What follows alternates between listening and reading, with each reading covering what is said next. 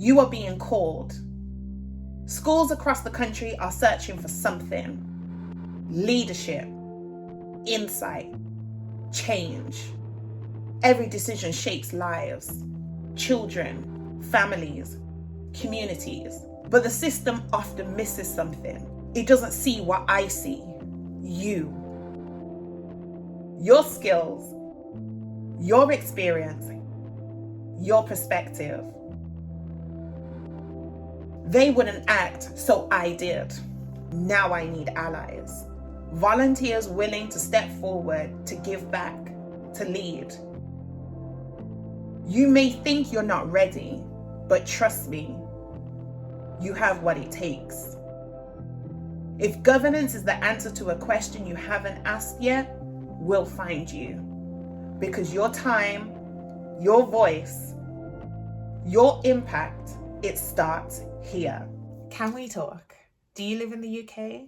And are you over 18? Allow me to share something with you. Hey, I'm Olivia. I'm a school governor and the creator of the Governors Podcast. And I'd like to welcome you back to my Being a School Governor mini-series with a 6-part introduction. And this is part 2. In this video, we're going to focus on the who and why, and I'm going to use some of my friends, like I said in part 1. But these are not just any friends. These are not just any individuals, any people in my circle. These are very fictional characters, but their profiles and their reasons why they are school governors are also very real.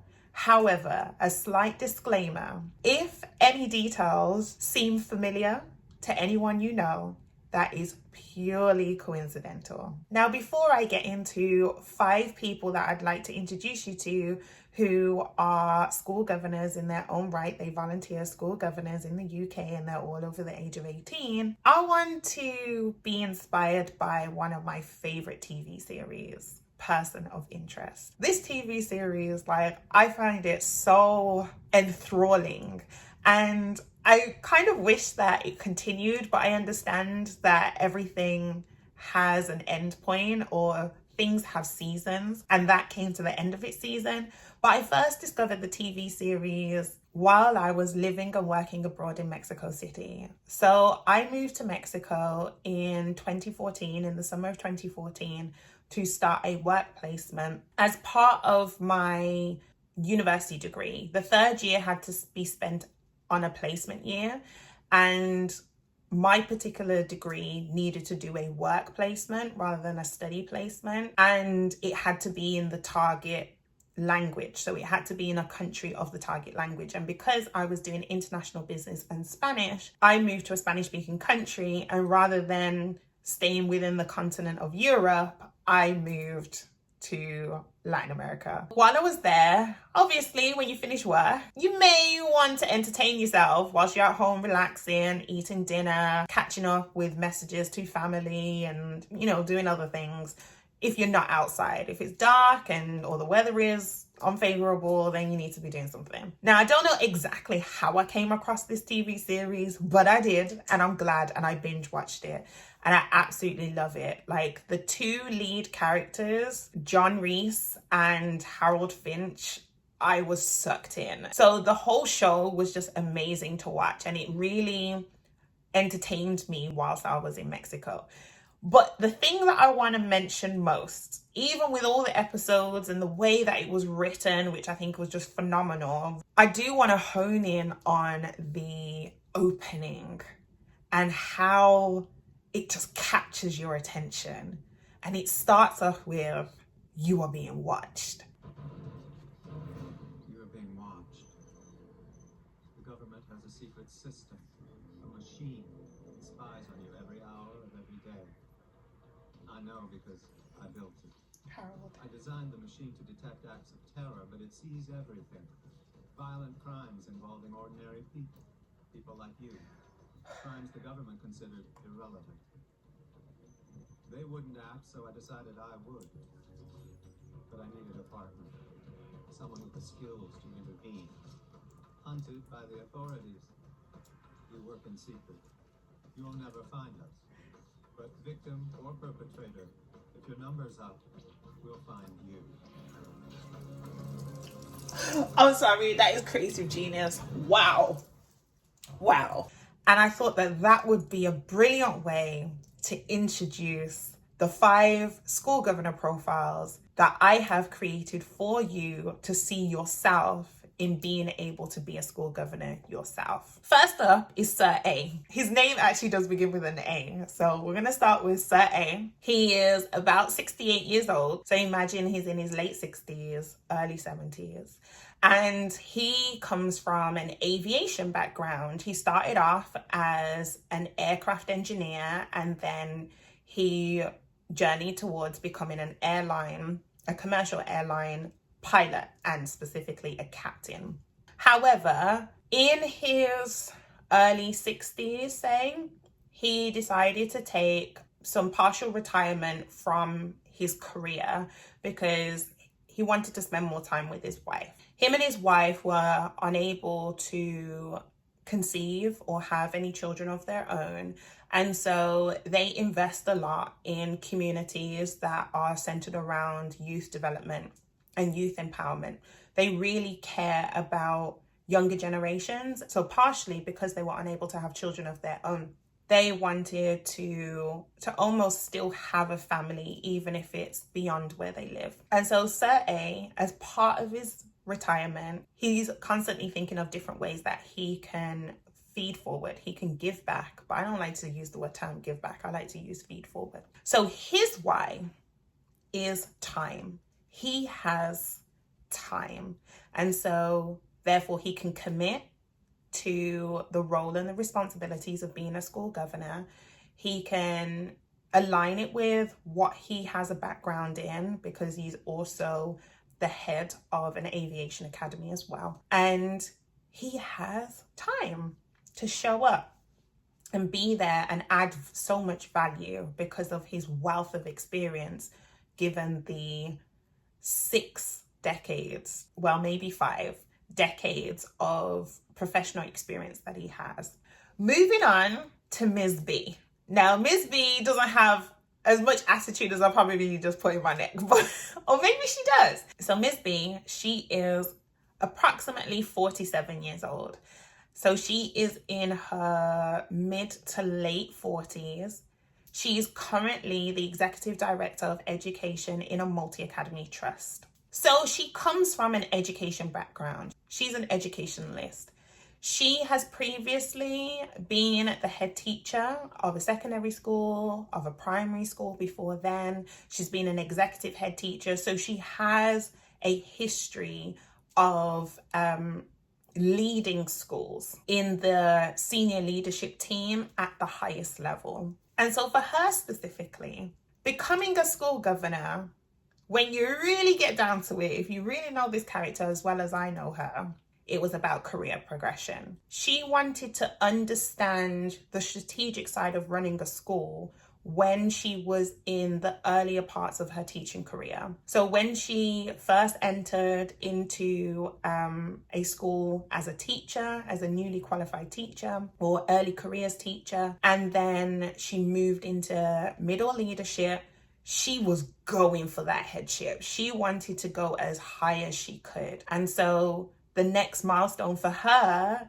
even if it may seem like a big leap or a big jump for other people, for her, it was going for headship. And so she became a governor in other settings, so outside of her school setting, so that she didn't have to be a staff governor and have certain restrictions on what she can and cannot do based on the category of governor that being a staff governor entails. But she did want to still sit around a board in a educational institution. So for her, she became a governor in other schools so that she could really understand strategic leadership.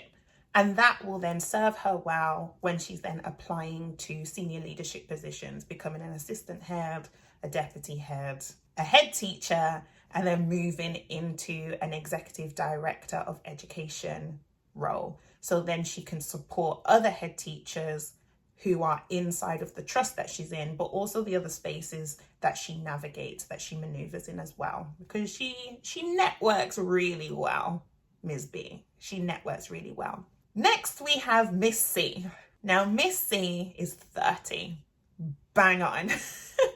As of right now, as of this timestamp, obviously everyone got age each year, even my fictional characters age each year, but hey, so you can say she's in the range of late 20s, early 30s. So she's a millennial like myself. And for her background is in social media. So she is quite modern in the career path that she's on. She has a very contemporary 21st century approach to things. She stays abreast of trends and ideas, and she's quite quirky. For her, she really understands the different generations that are online today. So being in the space of social media, and she both has a job within it. So she's a social media manager in an organization, but she is also a freelancer because she likes to serve as many people as she can. She can really get into the dialogue that is out there between different generations, how they use these online platforms. And her reason for being a school governor is deeply personal, very, very personal.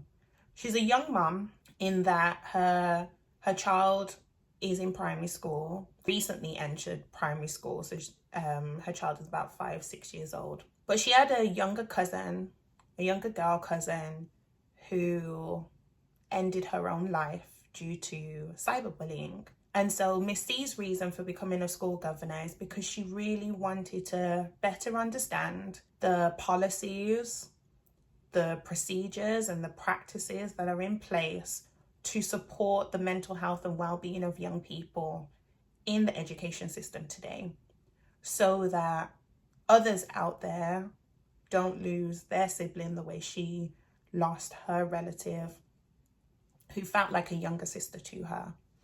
So that's her reason for being a school governor, because she understands the changes that technology and the internet can have on different generations, and also recognizing that her personal experience is not necessarily one of one. And so if there's some way that she can help other people so that there is better support out there and really understand what agencies schools have access to, then she will do that. And so her reason is around personal loss, but being able to give something to someone else, knowing that there's someone around the table who either understands, can empathize or sympathize, or simply interpret, translate what's happening, what's going on, and how we can do something about it and create a scaffolding around it.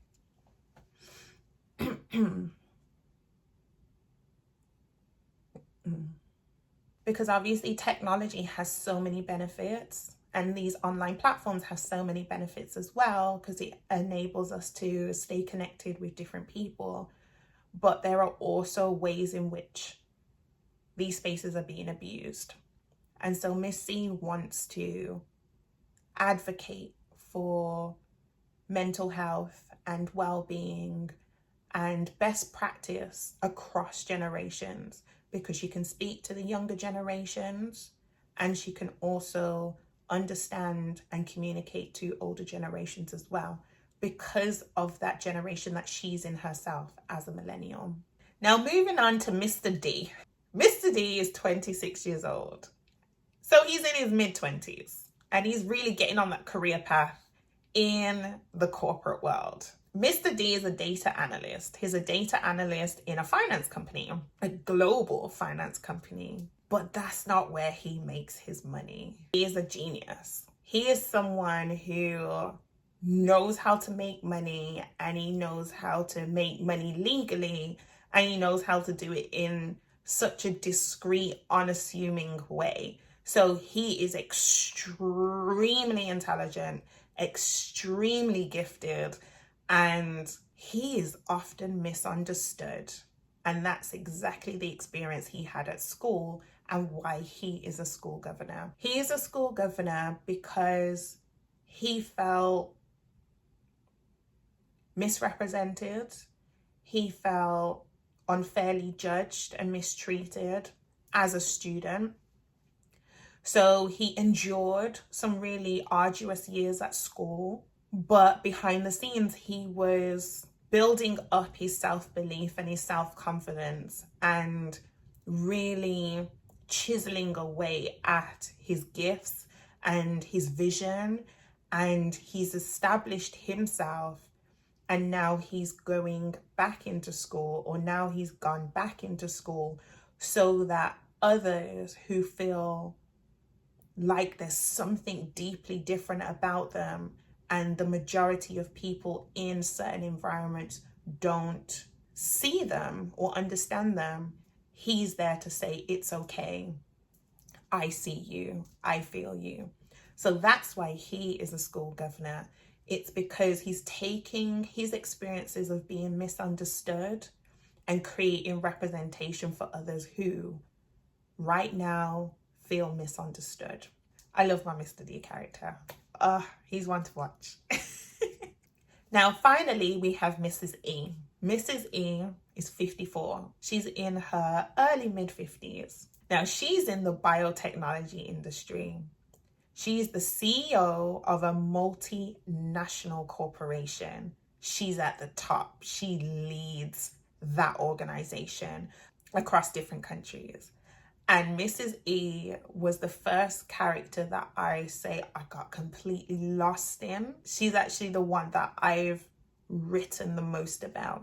Now, for Mrs. E, she is a school governor because she really believes in STEM, so science, technology, engineering, and maths. She really believes in STEM and really believes that more girls and more women should show up in STEM, feel empowered, feel inspired to be a part of that industry, those sectors. And so for her, she has gone back into school so that she can really champion that drive, that message. And I love her. I absolutely love her because she's so cool, calm, and collected. So even though she has this status because of what she's achieved and where she is in our organization at the top, she's also someone who has a big heart. She has a huge heart. And so volunteering as a school governor for her is a change of pace. In her corporate world, where she has to have the answers to all the questions, she is moving at such a fast, quick, hard-hitting pace. But being a governor in education, she can slow down a little bit and focus more on strategy. It also serves her well as well because she's used to being in boardrooms. Obviously, she has a board of directors that she is answerable to, so those who ask her questions. So she has corporate governance experience. But in education governance, she's able to not only just ask questions, not only just challenge the senior leadership team of the school that she serves, but she can also understand the process of getting those answers as well. So the head teacher of the school where she is a school governor, she has an understanding of what it means to be a head teacher, or what it could mean to be a head teacher of a prestigious secondary school, because she's the CEO of a renowned biotechnology company. I really like Mrs. E. I like how she pivots and how she brings people along on her journey. So those are my 5 fictional characters with very real stories, no doubt resonating with people who are out there in the real world, and their reasons why they are school governors. And it's to show that there's such diversity of thought, of experience, of background, of reasoning why you can be a school governor or an academy trustee if you want to go further up in the governance structure within education. But I'm starting at school governor to just let you know that anyone can be it. If you're over 18 and you're living in the UK and you want to be a part of a UK school or academy governing board, then all you need to do is find out your why. What is your why? What would you like to change? What would you like to implement? What would you like to inspire in current and future generations? So I hope that's helpful and that you enjoyed this video. If you would like to see part 3, then please like, comment, and subscribe, and hit that notification bell so that you do not miss an upload. And I'll see you in the next video. Just do it, just do it. Really? Anonymity. I have my notes. That's a person of interest right there. This is so long. I don't know why I'm laughing. Have a moment. Freeze! Oh gosh. Are we done? Who are you? I hope it made sense. Just let your creative genius fly.